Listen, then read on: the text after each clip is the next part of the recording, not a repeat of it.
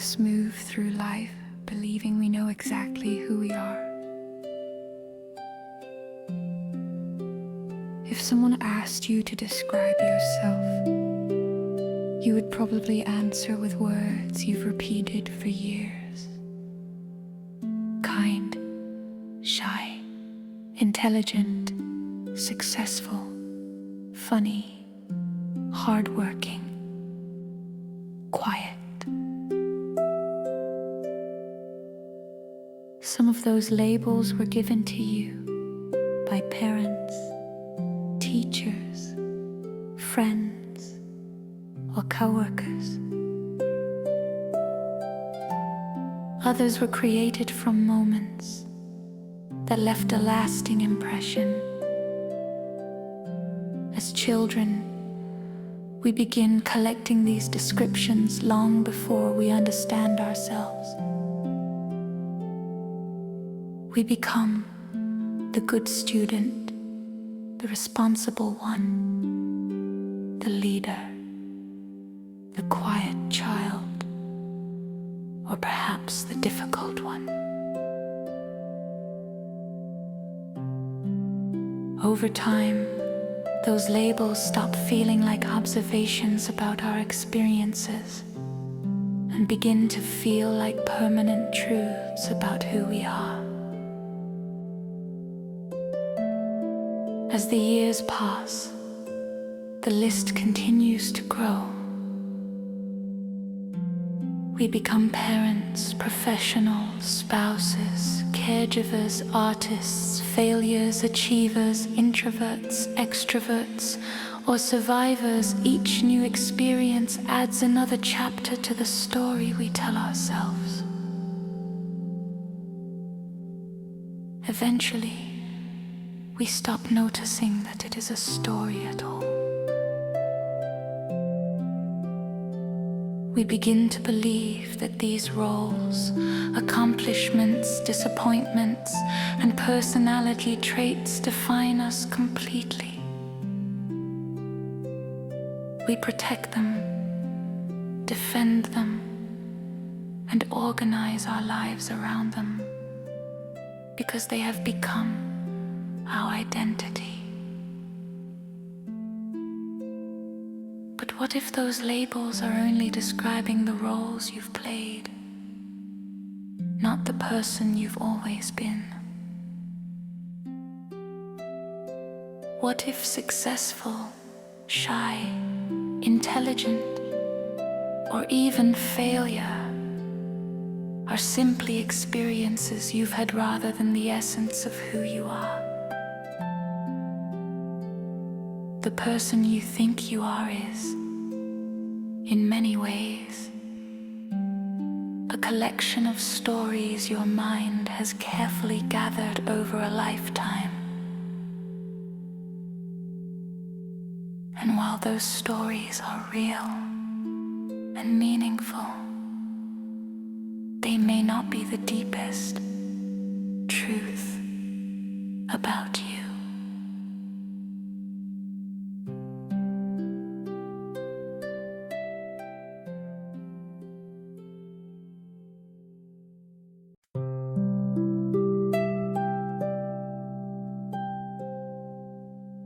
If our identity is a story, why does the brain create it in the first place? The answer is surprisingly simple. Because it helps us survive.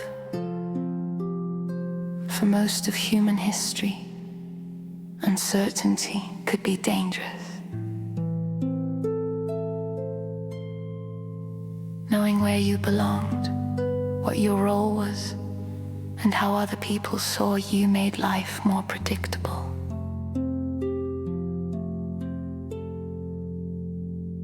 Our brains evolved to look for patterns, create order from chaos, and build a stable sense of self. That stable identity became a kind of mental shortcut, helping us make decisions, anticipate the future, and navigate the social world with greater confidence. One of the greatest advantages our ancestors had was belonging to a group. Being accepted by your family or community often meant protection, shared resources, and a greater chance of survival.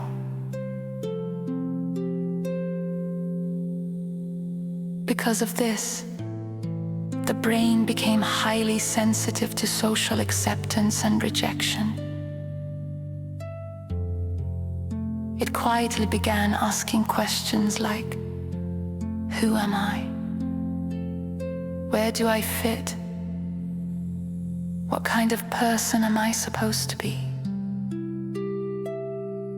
Over time, the answers to those questions became the foundation of our identity.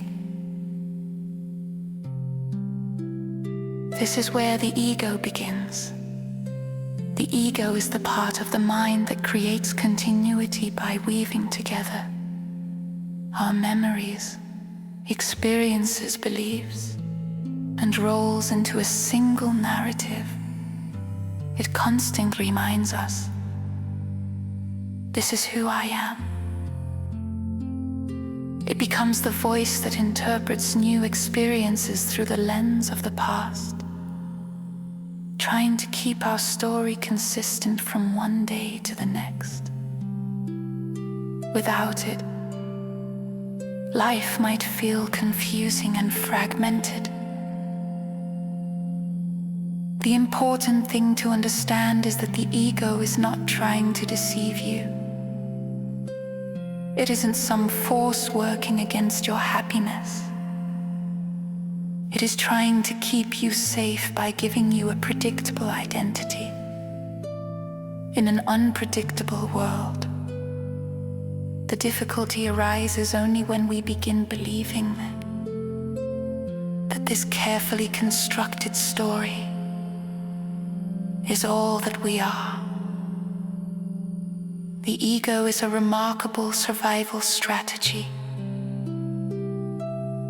but it is not the whole of who you are.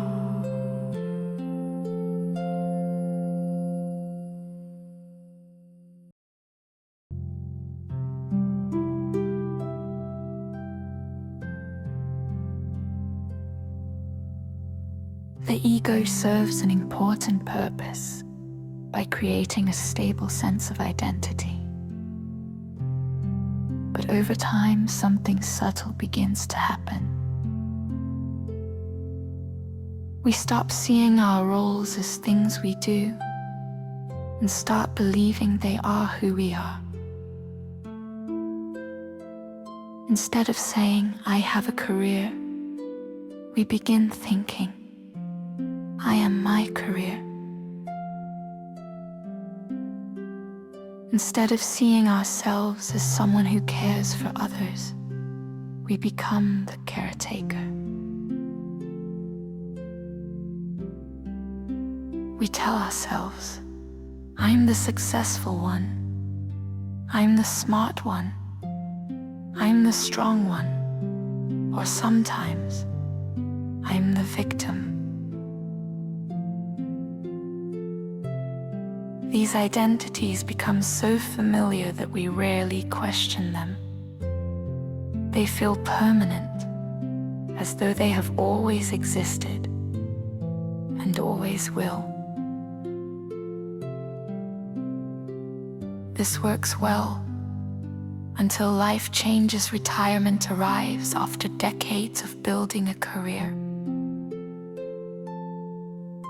A divorce ends a relationship that shaped your daily life. You lose a job, your children grow up and move away, a business fails, or someone offers criticism that challenges the person you believe yourself to be. In those moments, the pain often reaches far deeper than the event itself. It isn't simply that something important has ended. feels as though a part of you has disappeared. When we've fused our identity with a role, losing that role can feel like losing ourselves. This is why major life transitions can feel so disorienting. The ego isn't grieving only the loss of a circumstance. It is struggling to answer a frightening question. If I'm no longer this person, then who am I? The suffering doesn't come from having roles. Roles are a natural part of life. The suffering begins when we mistake those temporary roles for our permanent identity. The beautiful truth is that every role you've ever played has changed over time. Yet something within you has remained present through them all.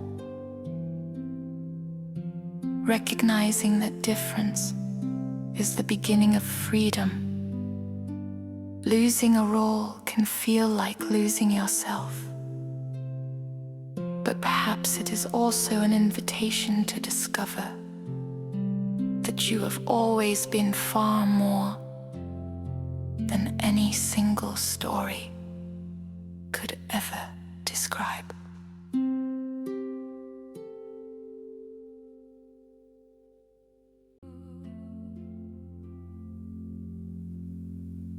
Once our identity becomes attached to the roles we play, it's only natural that we begin looking to other people to confirm those roles are real. If we believe we are successful, we seek praise. If we believe we are intelligent, we want others to recognize our ideas. If we see ourselves as important, we crave respect and status. Slowly, almost without realizing it, our sense of self becomes tied to the reactions of the people around us. We begin chasing promotions, followers' approval, admiration, the satisfaction of being right, or simply the appearance of success. None of these things are inherently wrong. The problem begins when we rely on them to tell us who we are. The ego quietly whispers a promise that sounds so convincing we rarely question it. Once everyone sees who I really am, then I'll finally feel complete. For a brief moment, recognition can feel wonderful. A compliment boosts our confidence. A promotion validates years of hard work. A social media post receives thousands of likes. But the feeling never lasts. Before long, the mind starts looking toward the next achievement, the next compliment, the next victory. What once felt like enough quieting becomes the new normal. This is because the ego is built to seek certainty, and certainty based on other people's opinions is always fragile. Today's praise can become tomorrow's criticism. Public admiration can disappear as quickly as it arrives. If our identity depends on external recognition, our sense of self rises and falls with every success and setback. We become trapped on an endless treadmill, working harder not simply to achieve more, but to reassure ourselves that we still matter.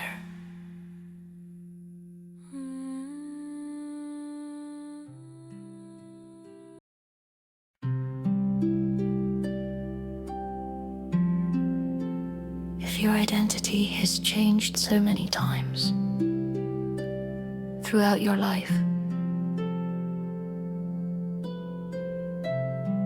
then an interesting question begins to emerge.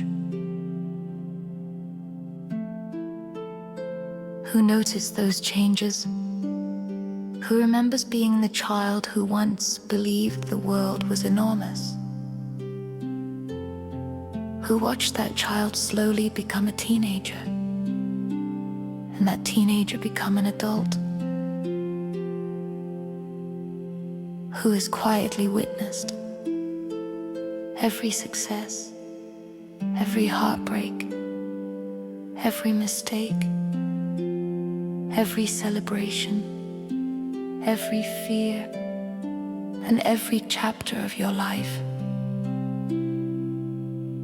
If you pause for a moment, you may notice that while the circumstances have changed,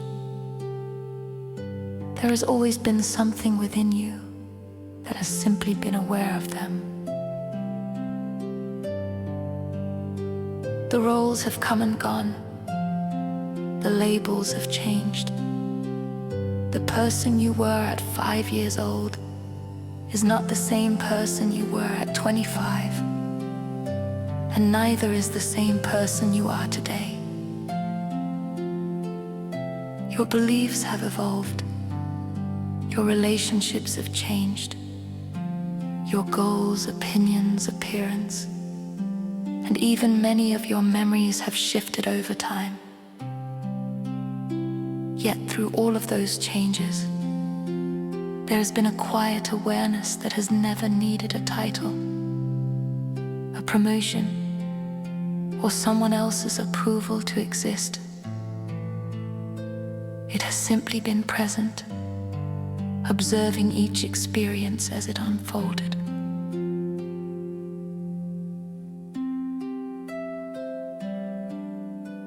This awareness does not compete with the ego or try to erase your identity. It simply reminds you that your identity is only one part of your experience, not the whole of who you are. The stories you've collected matter. They have shaped your life and helped you navigate the world. But perhaps they are like chapters in a book, rather than the book itself. They can change, expand, or even come to an end without taking away the one who has been reading every page. Perhaps that is why change feels so unsettling to the ego. It knows the story is changing, but the one who has always been watching has never disappeared. It has been with you through every role you've played, every version of yourself you've become, and every new beginning you've embraced. Maybe your identity keeps changing because it was never meant to be the deepest part of you. The observer, the quiet awareness that has witnessed your entire life, has been there all along.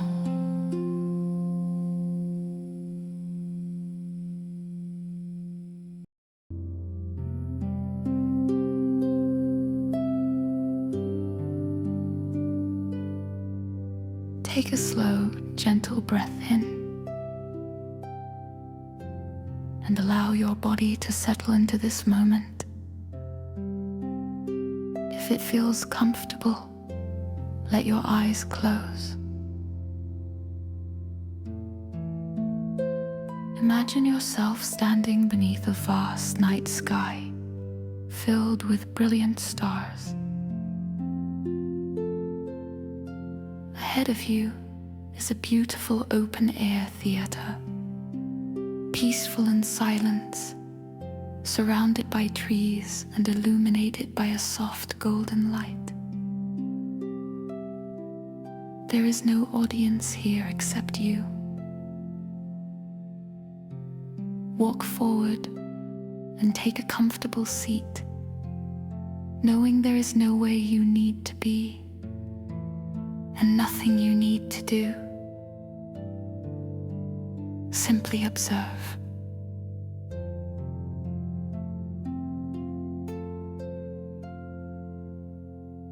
As the curtains slowly rise, the first figure walks onto the stage.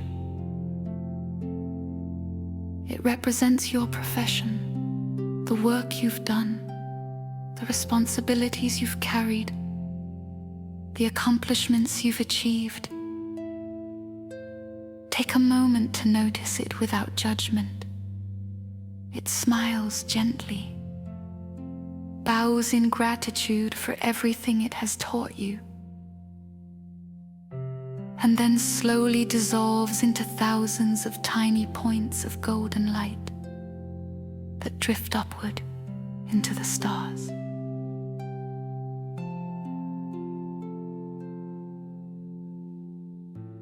Another figure appears.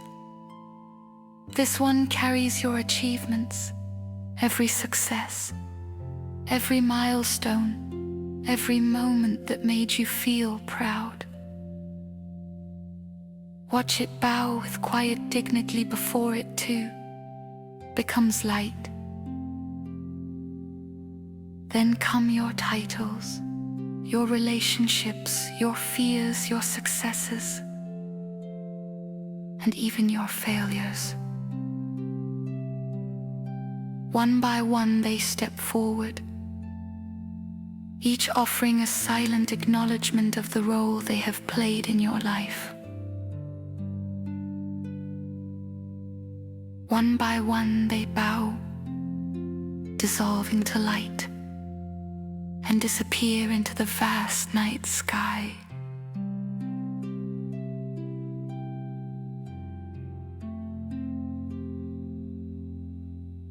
Soon, the stage is completely empty. There are no labels left, no accomplishments to defend, no mistakes to carry, no roles to perform, just stillness. And yet, something remains. You are still here, present, aware, whole. Nothing essential has been taken away. Rest in that quiet space for a few moments. There is nothing to become and nothing to prove.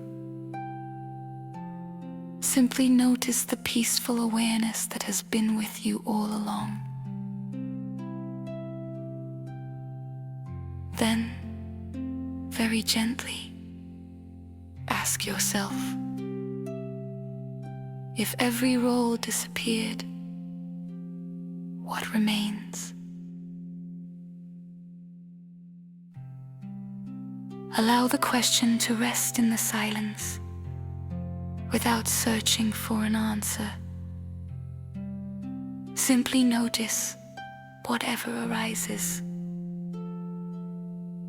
Breathe slowly, feeling the calm presence beneath every story you've ever told about yourself. And when you are ready, carry that quiet awareness with you as you return to the rest of your day.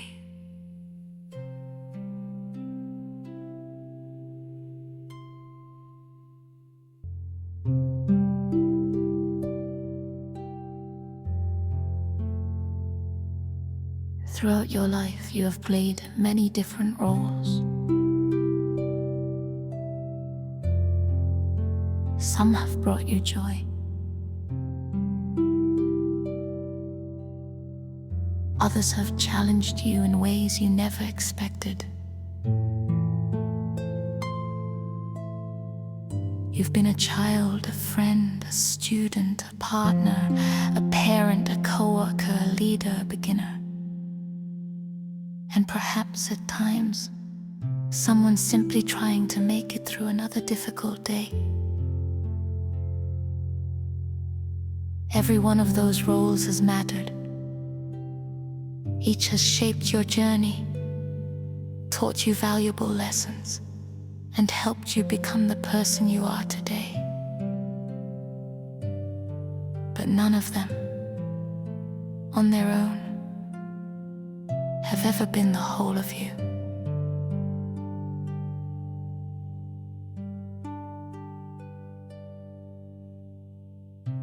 You are more than the labels you've collected over a lifetime.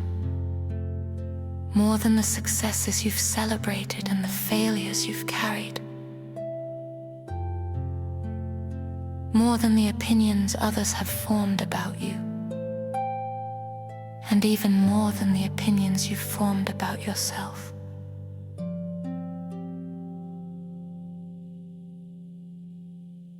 The stories of your life are meaningful, but they are still stories, chapters in a much larger journey.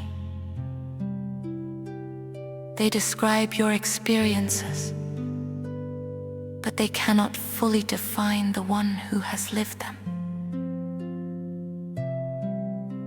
Your ego will continue doing what it was designed to do. It will tell stories about who you are. It will compare, defend, explain, and predict. Sometimes those stories will be helpful. Sometimes they will create fear, pride, or self-doubt. You don't have to silence that voice or fight against it. You only need to remember that you are not the voice itself. You are the one listening. The quiet awareness that has witnessed every joy, every sorrow, every success, every mistake, and every transformation has remained with you through every chapter of your life.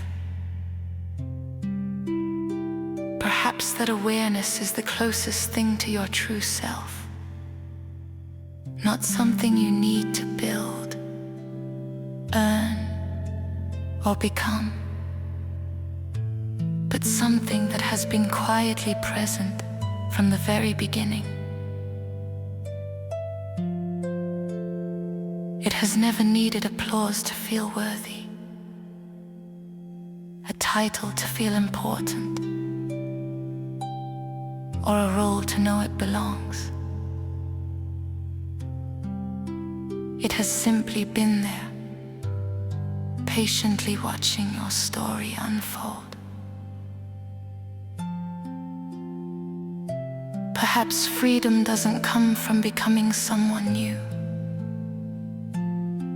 Perhaps it comes from realizing you were never limited to the role you were playing. Until next time, be gentle with yourself.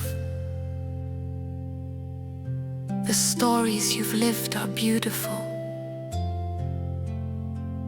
but they are not the end of your story. Beneath every role, every label, and every chapter, there has always been something quietly present, patiently waiting to be remembered. Your heart is ready, and whenever you need a reminder, I'll be right here.